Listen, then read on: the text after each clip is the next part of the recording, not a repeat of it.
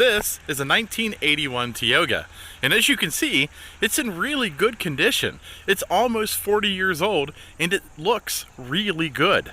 Whoever the previous owner was obviously took really good care of it. But I want to do a walk around and just kind of show you what a 1981 Tioga looked like. And I really think that this is probably one of the cleanest ones out there. This is a pretty short one. I think it's 21 feet long. It does have a generator. It has an Onan in it. I believe it's a 4K. And it's got a 350 under the hood. I'm not sure what transmission is mated with this, but at this moment it runs good and it sounds good. Now, looking from the back to the front, you can see this vehicle is in exceptionally good condition. The interior is almost perfect. I like to call vehicles of this quality, this age, and this condition a time machine, because it's pretty much like walking back in time. This vehicle pretty much looks about like it did when it rolled off the assembly line. Now, some of the features of this little gem is an extremely large front bunk room. They actually raise the roof. It has a bump up, and that's where the roof goes up about 4 inches, and it gives you 4 inches more headroom in this front bunk. It's extremely spacious. It's very nice. There are cabinets everywhere. They're all around, as you can see.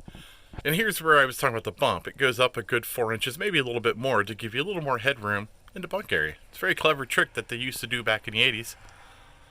The storage is just awesome. There's closet space, there's closet in the back corner, there's all the cabinets across the tops and the sides.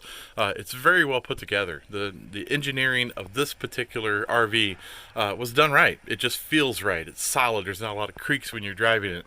It's a very nice motorhome. Now, Tioga is made by Fleetwood, and Fleetwood is a pretty high quality RV. They make really good stuff, and I would expect nothing else under Tioga. And the Tiogas are known for being kind of fancy inside. They're really nice. So one thing I was kind of surprised about was there is this panel here that gives you the levels of your holding tanks, your freshwater tanks. You can turn on your water pump. Gives you the battery level indicator, and it also tells you how much LP gas you got. So that's pretty cool, because in 1981, not a lot of campers had that type of metering. And in this camper, they even included a clock. Over here is a clock with an alarm, so you can set it and wake up and not miss your your morning activities. This is pretty cool, pretty clever, very thoughtful to put that in an RV like this. Now, the fridge is actually quite large, especially for a 21-foot camper. It's got a nice size icebox, and the refrigerator itself is very spacious. And as you all know, these older campers usually didn't have this big of a fridge. I do know this has been replaced sometime, in the last couple decades. And in fact, it has a problem now. We'll have to tear it apart and fix it. But it is extremely spacious, and I don't think the hole was cut any bigger. I believe this was the actual size of the previous refrigerator. They just put a new one in. Now, in 81, slide outs weren't really a thing, but they did do something that I kind of like. This little bump out kitchenette works really well, because you can work here at the kitchen and there's still room for people to pass by and go into the living quarters. So you're not in their way when you're working in the kitchen. That definitely was a good design in a way, kind of around a bump out. You still have room to work and other people can walk by you. Now, for a 21-foot camper, the bathroom is fantastic.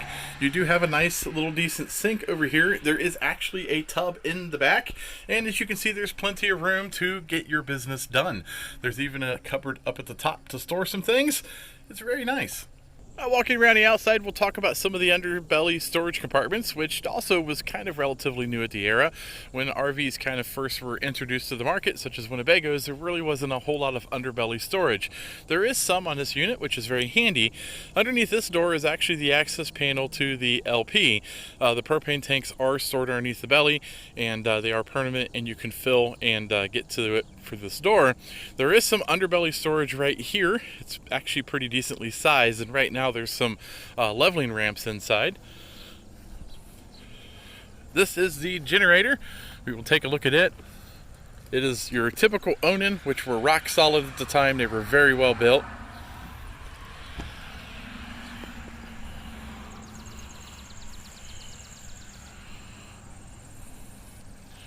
Inside this compartment right here is the electrical cord. You can coil it up, keep it out of the way, and when you need to get to it, you just open the door and pull the cord out.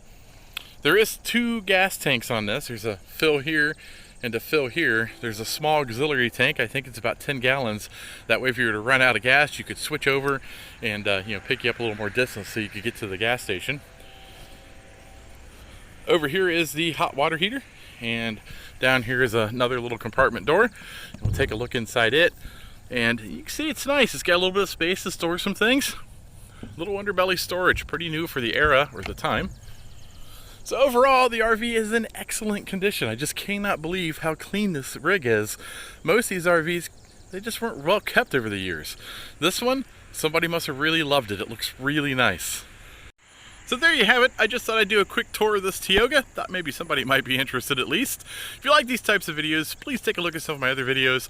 I normally do a lot of DIY stuff and a lot of repair stuff, so take a look around. You might be entertained.